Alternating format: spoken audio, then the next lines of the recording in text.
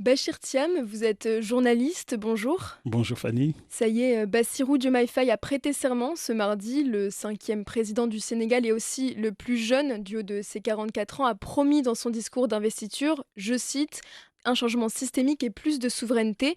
Ce mot, souveraineté, est beaucoup revenu dans son programme lors de sa campagne, mais aussi depuis qu'il est élu. Est-ce que c'est ce dont il va faire sa priorité première?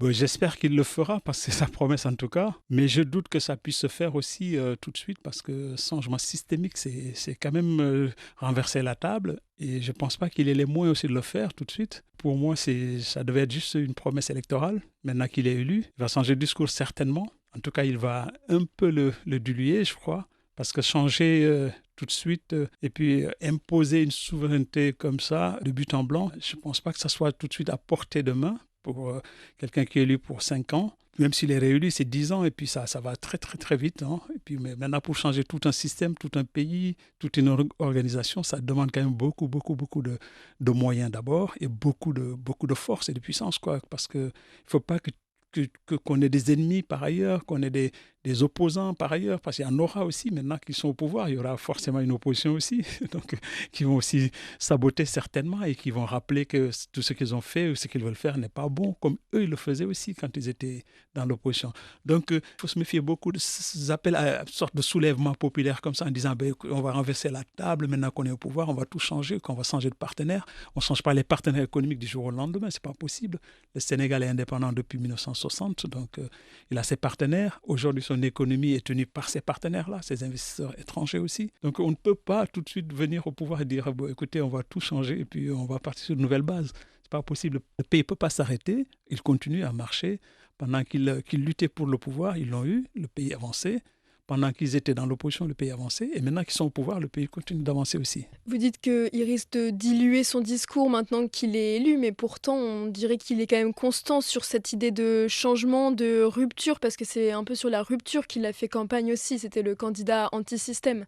Oui, la rupture, oui. Il faut nuancer aussi. Qu'est-ce qu'on va couper? Qu'est-ce qu'on va arrêter de faire?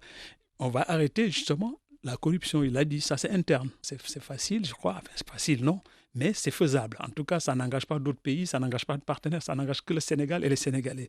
Et dans tous les domaines, hein, que ce soit le domaine foncier, comme c'était le cas il y a une vingtaine d'années, ils se sont partagés Dakar et ses environs. Quoi. Il n'y a presque pas une parcelle de libre qui n'est pas occupée. Donc voilà, tout ça peut être peut-être reconsidéré dans sa démarche. Oui, cette rupture-là est possible. Oui, mais il ne faut pas confondre cette rupture. Donc, la promesse d'être élu pour la rupture de tout ce qui se faisait, oui, mais certainement sur certains domaines seulement. Dans le domaine sénégalo-sénégalais, il est possible de mener bataille tout de suite, quoi. Mais sur le plan international, il va falloir quand même avoir beaucoup plus d'arguments et beaucoup plus de réflexion avant de se lancer, je crois. Justement, vous parlez du plan international. Ce qui ressort de ce discours d'investiture, c'est aussi cette préconisation plus de solidarité africaine face à l'insécurité.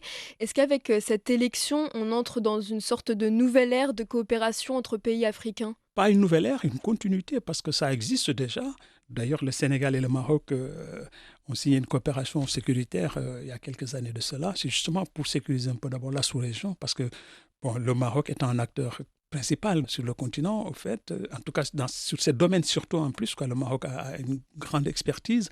Ils ont signé avec le Sénégal une coopération dans ce domaine et que donc certainement le président élu aura à cœur aussi peut-être de revivifier cette coopération, en tout cas sinon de l'entretenir pour effectivement mener à bien cette promesse encore d'aller, en tout cas de pousser les Africains à s'unir autour de la question sécuritaire parce qu'on n'est quand même pas loin du Sahel, hein, le Sénégal. On est entouré que de pays un peu en déliquescence depuis quelques années. Donc, il y a besoin vraiment de s'armer aussi sur ce côté-là parce que, bon, tout seul, on ne peut pas le faire, ça c'est clair. Et donc, la rupture aussi, dans ce sens, ce n'est pas tout sitôt, quoi, parce qu'il va falloir vraiment coopérer avec toutes ces puissances-là, qu'elles soient moyennes, intermédiaires et puissances internationales, dans ce domaine précisément. Et les relations entre le Maroc et le Sénégal ont toujours été très bonnes. Est-ce que cette élection va inaugurer plus de rapprochements entre Rabat et Dakar? En tout cas, pas moins, ça c'est clair. C'est une tradition, le Maroc et le Sénégal, ça ne date pas des faits politiques récents, ça date de très très longtemps parce qu'il faut remonter à 1860 pour apercevoir les premiers migrants marocains au Sénégal. À l'époque, c'était dans l'autre sens. Voilà, donc ça remonte à très longtemps et puis c'était peut-être des commerçants, c'était des paysans, des agriculteurs qui venaient aussi dans la région du nord du Sénégal et qui venaient de Fès et environ en général. Et ça remonte à ça. Et puis, il y en a qui sont installés. Et puis, il y a eu des familles qui sont créées, des familles mixtes sénégalo. Voilà. Donc, tout ça a commencé comme ça jusqu'au moment où aussi la politique a pris le pas. Et aujourd'hui, c'est l'économie qui est entrée en jeu dans cette relation qui ne va pas changer. Ça va évoluer forcément. On mettra une brique de plus, ça sera une brique de plus, quoi. Ça va évoluer pour le mieux, je crois. C'est une passation de pouvoir sans drame qui s'est déroulée ce mardi entre l'ancien chef de l'État Macky Sall et Bassirou Diomaye Faye. Vous qui étiez au Sénégal pendant la campagne et le vote, est-ce que vous pensez que c'est annonciateur d'un apaisement général après plusieurs années de tensions nationales? En tout cas, ça augure, c'est de bon augure, quoi. De toute façon, on est sorti de cette spirale de colère, de troubles, de manifestations, de morts même, quoi, de morts d'hommes, beaucoup de morts. On est sorti de là. Beaucoup de gens pensaient qu'il n'y aurait pas élection finalement, quoi, avec tous les changements qui sont intervenus à la fin du parcours. On a eu peur, quoi. On a eu peur un moment, puis le Sénégal a eu peur. Mais justement, le Sénégal a ceci de particulier, ce qu'on appelle aussi l'exception sénégalaise, c'est de voir tout ça en branle-bas de combat comme ça, tout le monde qui s'agite de part et d'autre. Et puis, il y a quelque part des voix de sages, des voix de religieux qui appellent, in fine, à calmer le jeu. Voilà. Et tout le monde redevient comme si de rien n'était, quoi. Tout le monde joue le jeu et puis on repart sur de bonnes bases. À chaque fois qu'on est au bord de précipice, là, il y a quelqu'un qui nous repêche comme ça pour nous dire c'est pas comme ça, il faut repartir sur ces bases-là. Depuis plus de 60 ans, ça dure comme ça et ça marche. Donc là, ce que vous dites, c'est qu'on devrait repartir ou partir pour 5 ans de calme, de paix. Oui, de calme, oui, normalement. Parce que le président élu, Bassirou Diomaye Faye, a promis, enfin d'abord, il a parlé de réconciliation aussi. Il a dit il faut réconcilier les Sénégalais pour le vivre ensemble sénégalais. Bon, et c'est historique, hein, c'est un des rares pays africains aussi où on n'est pas face à des problèmes de tribus, donc problèmes de questions tribales, de questions de religion, de questions de région et tout ça. C'est vraiment un des rares pays, quoi, où vraiment il y a une sorte de cohésion sociale. On fait nation finalement, on fait nation tout en étant des tribus différentes. Maintenant qu'il est au pouvoir, Bassirou Diomaye Faye, il va devoir relever plusieurs défis. Quel va être le plus gros, le plus compliqué selon vous? Le plus compliqué, le plus gros, c'est de répondre aux désirs de ceux qui l'ont élu. Ça, c'est le gros défi parce que, bon, il a promis de sortir du franc CFA, ce qu'il ne fera pas. En tout cas, pas de sitôt. Il n'a pas les moyens de le faire, donc il ne le fera pas. Il a promis de réconcilier, peut-être ça, il peut le faire parce que c'est sénégalo-sénégalais. Il suffit juste qu'il y ait une réunion de pardon et puis on se pardonne et puis on repart sur de bonnes bases. Il a promis de baisser le coût de la vie. Il peut le faire, mais à quel prix aussi?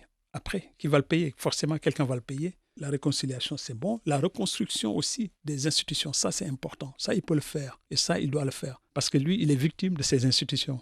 Maintenant que lui, il a goûté à la case prison, il sait ce que ça veut dire. À sa place, j'investirais d'abord dans les prisons en premier lieu parce que c'est invivable, je crois. C'est manquer même de dignité humaine, quoi, d'amener quelqu'un en prison dans nos pays, c'est très compliqué.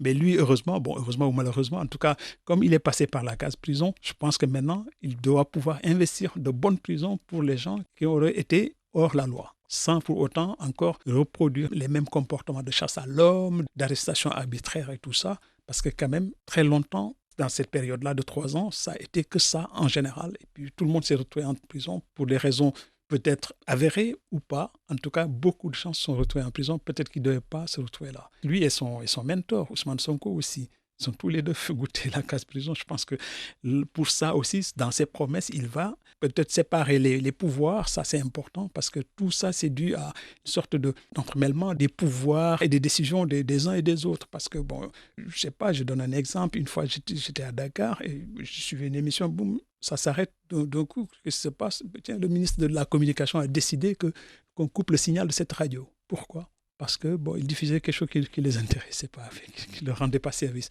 Donc voilà, c'est dire que même le ministre peut décider, voilà, alors qu'il y a un conseil supérieur de l'audiovisuel ou de je ne sais pas quoi, il y a des institutions qui sont là, qu'on peut passer outre, qu'on peut ne pas respecter, faire ce qu'on a à faire, comme le président décide de reporter la date de l'élection tout seul, comme ça, alors qu'il a le conseil constitutionnel qui est quand même la juridiction suprême du pays. Donc on ne peut pas décider ça comme ça, par sa propre volonté de dire, écoutez, moi j'ai envie de faire ça, je le fais, quoi, parce que je suis le président de la République. Je pense qu'aujourd'hui, une des promesses aussi, c'est de repositionner, en tout cas de renforcer ces institutions et de les rendre indépendantes les unes des autres. En tout cas, celles qui ne doivent pas se mêler ne se mêleront jamais, quoi, ne doivent pas se mêler en tout cas.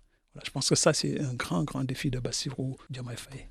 Donc le plus gros défi, ça va être en fait de tenir ses promesses finalement. Oui, Oui, ben c'est ça, c'est pour ça qu'il est élu, je crois. Il n'est pas plus beau que le président sortant. Je ne pense pas qu'on l'ait élu parce qu'il est beau. Non, on l'a élu parce qu'il a des promesses, il nous a promis. Et ceux qui l'ont élu, 54,28%, c'est plus de la moitié des électeurs quand même. À cet électorat-là, on doit leur rendre des comptes, quoi, je crois. On doit leur rendre des comptes. Merci beaucoup, Bachir Thiam, d'avoir été présent dans nos studios de Médien. Merci à vous, Fanny. Bonne journée. Merci.